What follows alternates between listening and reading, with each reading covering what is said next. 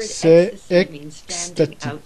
Vous voyez, le mot extase signifie se tenir en dehors, de, extase. Donc extatique est une expérience étonnante, particulièrement celle-là, car certains astronautes sont devenus extatiques. Ils ont tous eu un changement, un basculement de conscience, car en étant hors du royaume de la Terre, et la voir de l'espace de différentes façons, ils ont eu un changement de conscience extatique. Et extatique est aussi une expression de la totalité. Je ne suis pas juste un individu séparé en train d'essayer de faire mes choses.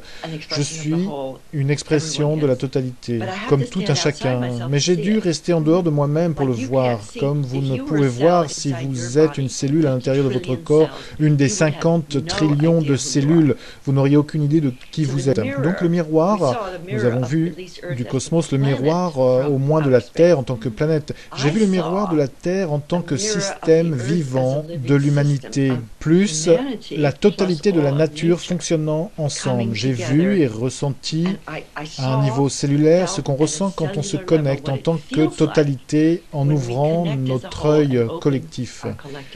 Et j'ai en fait commencé à voir la lumière. La lumière venait de la planète Terre et elle allait vers la planète Terre.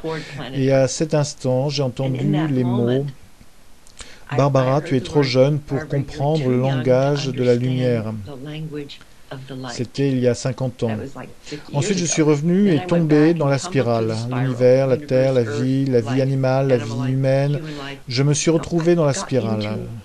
Je nous ai ensuite vus comme une totalité. Je suis devenu une expression des milliards d'années d'évolution.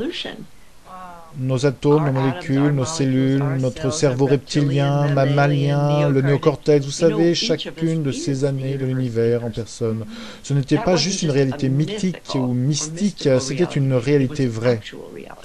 Et quand j'ai senti la planète coordonnant ses aspects créatifs, innovants et son esprit, l'éveil était si extatique, joyeux, comme un nouveau-né ouvre simplement les yeux et sourit.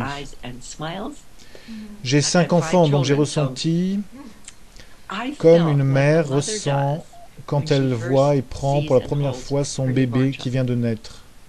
J'étais à la fois cette humanité en train de naître et l'humanité universelle, témoin de notre naissance. Comme une double conscience, vous êtes témoin et en même temps vous êtes dans cela dont vous témoignez. Et je n'ai jamais perdu cet état. Vous ne l'avez jamais perdu et j'allais vous demander, l'avez-vous en fait réexpérimenté ou le réexpérimentez-vous quand vous en parlez ou vous en souvenez? Oui, c'est très intéressant, je trouve, car ma fonction était d'aller raconter l'histoire. Je suis une communicatrice, donc chaque fois que je communique, c'est plus que le fait de s'en souvenir, c'est réveiller l'expérience. Et là est la chose étonnante par rapport à cette vision particulière. Nous nous rapprochons de plus en plus au niveau planétaire d'une rupture, d'un effondrement ou d'une naissance. Alors que la crise mature, on pourrait dire, c'est comme un bébé dans l'utérus. On doit atteindre un point de crise maximale pour que le bébé se dirige vers le canal de la naissance.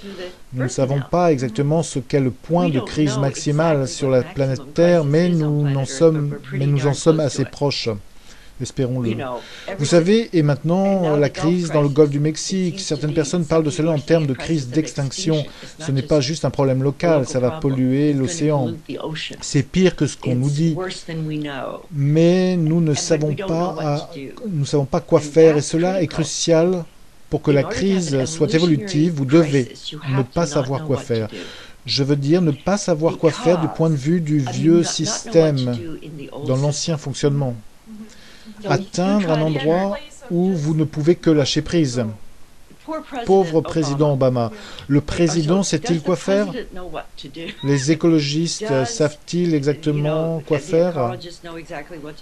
Peut-être ensemble ils ont une intuition, mais aucun système n'existe pour le faire. Vous pouvez le sentir. La même chose est vraie pour le réchauffement planétaire. Les États ne sont pas structurés pour gérer une crise interactive mondiale. Donc, si aucun des systèmes existants ne peut le faire, qu'est-ce qui pourrait le faire? Je crois que c'est la connexion synergétique de gens comme nous. Moi et des centaines et centaines de millions ou milliards, car en nous est ce processus. Juste avant cet appel, je travaillais sur une idée que j'ai depuis de nombreuses années, appelée SYNCON, pour convergence synergétique.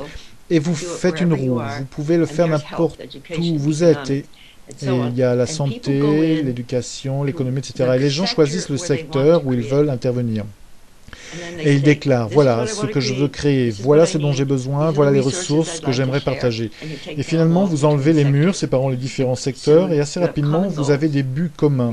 Les ressources s'harmonisent entre elles et le système devient synergétique au lieu d'être compétitif ou dans des oppositions ou morcelé. L'énergie qui s'y trouve est en elle-même suffisante.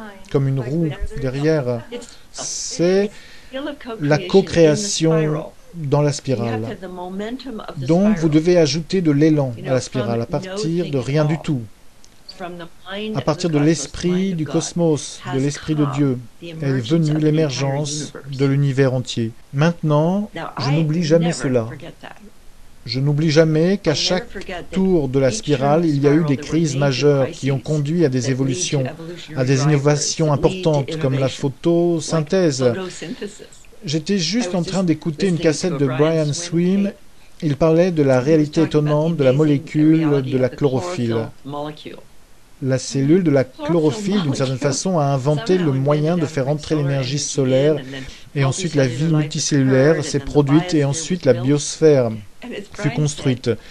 Et Brian dit qu'il n'y avait aucun cerveau et aucune main dans aucune partie de cette création.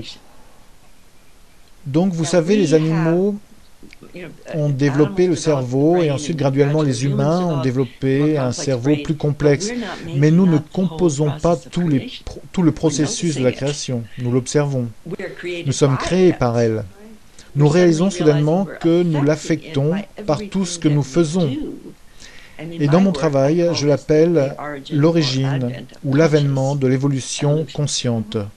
Nous nous éveillons en tant que l'évolution affectant son propre futur.